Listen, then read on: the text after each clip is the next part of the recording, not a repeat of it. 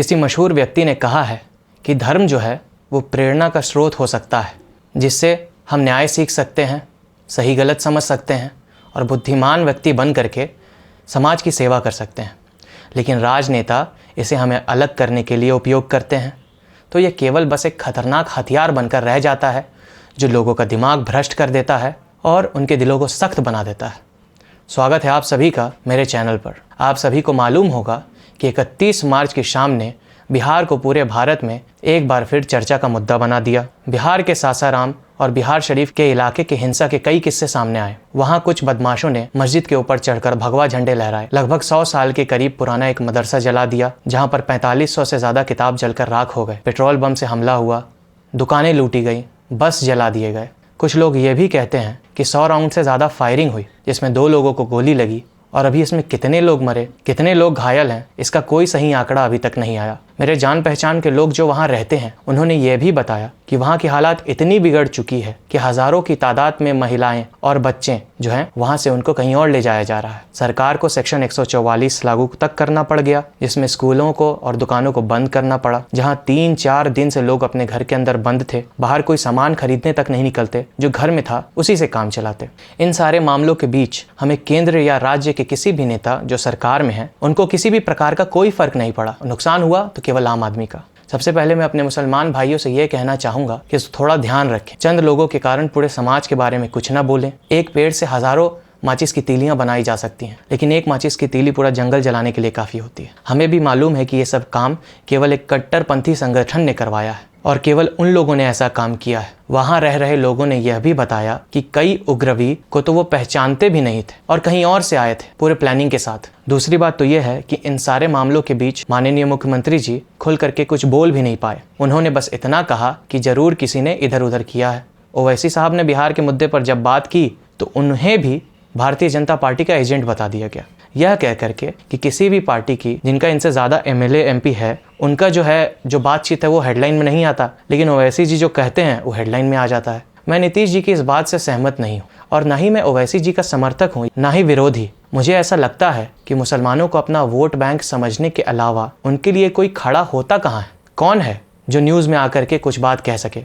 ओवैसी जी मुसलमानों के लिए कुछ बताते हैं, कुछ बोलते हैं, इसलिए वो चर्चा में रहते हैं। बिहार के महागठबंधन के नेता भी मुसलमानों के लिए खड़े होने से डर रहे हैं कि कहीं हमें बीजेपी मुसलमानों की पार्टी ना साबित कर दे और हमारे कास्ट का वोट हमसे छीन न जाए। जैसा अभी न्यूज़ में आ रहा है, जैसे नीतीश कुमार जी को मुसलमानों का CM कहा जा रहा है। अभी से कुछ दिन पहले धरहरवा, परिहार, सीतामढ़ी में भी कुछ इसी प्रकार का हिंसा हुआ था, जिसमें कोई RJD का नेता वहाँ पे उस मामले में शांत कराने नहीं आया। अब मेरा सवाल उन मुसलमानों से है जो 2020 के चुनाव में आंख बंद करके महागठबंधन को केवल इस वजह से वोट दे रहे थे ताकि भारतीय जनता पार्टी की सरकार न बन सके, और जो वो चाहते थे आज वैसा ही है।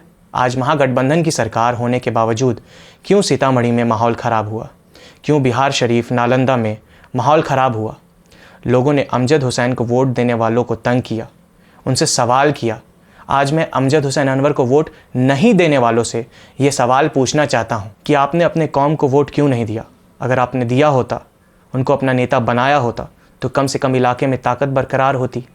जिन 90% लोगों ने नहीं दिया, सवाल उनसे पूछिए कि RJD की जिस नेत्री को 72,000 वोट मुफ्त में दिया, वो मामले को शांत कराने क्यों नहीं आई? हम अपनों पे कब भरोसा करना सीखेंगे? कब हमें यह बात समझ में आएगी कि हमारी आवाज़ हम में से ही कोई उठा सकता है? मैं बिहार के बड़े नेताओं से यही कहना चाहता हूँ कि मुसलमान को कुछ नहीं चाहिए, मुसलमानों को बेहतर स्कूल नहीं चाहिए, वो अपने बच्चों को मदरसे में पढ़ा लेते हैं। मुसलमानों को अपने बूढ़े माँ बाप के लिए बेहतर अस्पताल नहीं चाहिए, वो अपने माँ बाप के लिए मस्जिदों में नमाज़ पढ़ करके दुआ मांग लेते हैं। मुसलमानों का तो केवल एक ही मुद्दा था हमेशा से, अमन, चैन और शांति।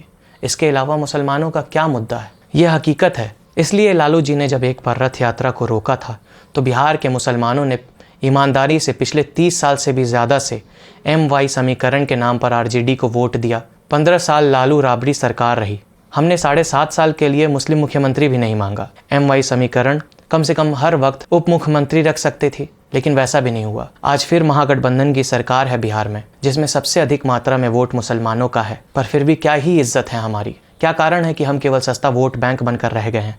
अगर कोई पूछता है कि मलाह का नेता कौन है तो लोग मुकेश सहनी का नाम लेते हैं। अगर कोई पूछता है कि कुशवाहा का नेता कौन है, उपेंद्र कुशवाहा जी का नाम लेते हैं। अगर कोई पूछता है कि मांझी समाज का नेता कौन है, तो लोग जीतन राम मांझी का नाम लेते हैं। अगर कोई पूछता है कि पासवान का नेता कौन है, तो लोग रामविलास पासवान जी का और अब चिराग पासवान का नाम लेते हैं। अगर कोई कहता है कि यादव का नेता कौन है, तो लोग लालू प्रसाद जी का नाम लेते हैं और अब तेजस्वी जी का नाम लेते हैं। पर जब कोई पूछता है कि मुसलमानों की बात कौन करेगा, मुसलमानों का नेता कौन है, तो किसी मुसलमान का नाम नहीं लिया जाता। हाँ, लालू जी का नाम लिया जाता है। आखिर हम सबसे ज़्यादा समझदार हैं या सबसे ज़्यादा बेवकूफ़? बाकी कई जाति से हमारी जनसंख्या कई ज़्यादा है, लेकिन इसके होने के बावजूद हमारा कोई अस्तित्व नहीं है। हम आज तक दूसरे के नाव पर सवार क्यों हैं? आखिर हमारी नाउम्मीदी का कारण क्या है?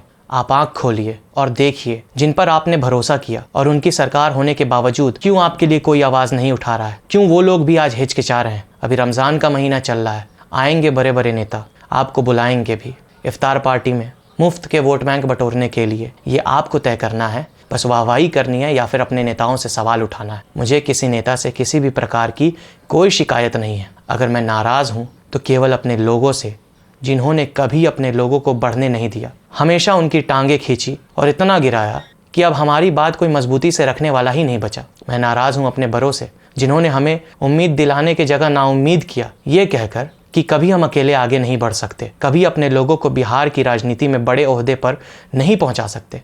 मेरा सवाल आप सबसे है, अगर हम अपनों पे भरोसा नहीं करेंगे तो दूसरे हम पर भरोसा कैसे कर सकते हैं? मैं आपसे कहना चाहता हूं कि हौसला बुलंद रखिए, बिल्कुल होगा। हमें हर गली से, हर मोहल्ले से अशफाकुल्ला खान, वीर अब्दुल हमीद और अब्दुल कलाम जैसे लोगों को निकालना है, ताकि वह बिहार की और पूरे भारत की सेवा कर सके, हम पर लगा दाग मिटा सके, देश की तरक्की में हाथ बटा सके। आखिर में बस एक बात बताना चाहता हूँ जो मैंने सुना था।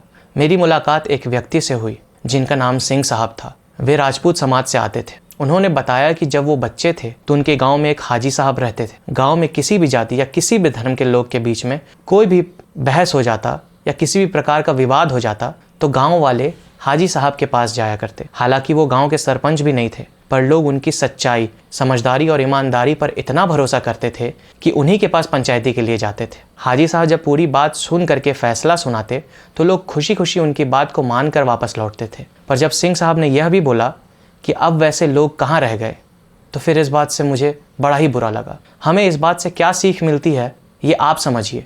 पर क्या यह बात हिंदू मुस्लिम एकता का एक सुंदर उदाहरण नहीं है? क्या यह बात सबूत नहीं है कि हमें किस कदर इज्जत मिलती थी? हम अपनी छवि को समाज में वापस सही बनाने के लिए संघर्ष कर सकते हैं और मैं कोशिश करूंगा। उम्मीद रखता हूं कि आप सब लोग मेरा साथ देंगे। आपसे गुजारिश है कि इस वीडियो को शेयर करें। आगे आने वाले वीडियोस के लिए मेरे YouTube चैनल को सब्सक्राइब कर सकते हैं और बेल आइकन दबा सकते हैं। और मैं अपने वीडियो फेसबुक पे भी पोस्ट करूंगा। जय हिंद, जय बिहार।